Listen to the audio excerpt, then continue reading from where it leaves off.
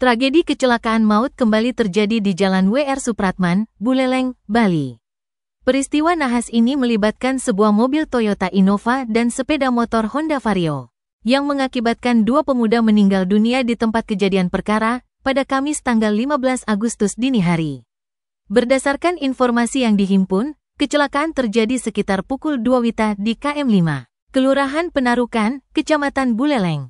Sepeda motor yang dikendarai oleh Dewa Komang Tirta Dinata dan membonceng I Gede Wiranta, keduanya warga desa Bengkala, melaju dari arah timur menuju barat.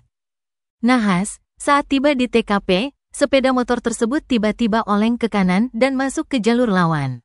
Pada saat yang bersamaan, mobil Toyota Innova yang dikemudikan oleh Putu Yasa melaju dari arah berlawanan.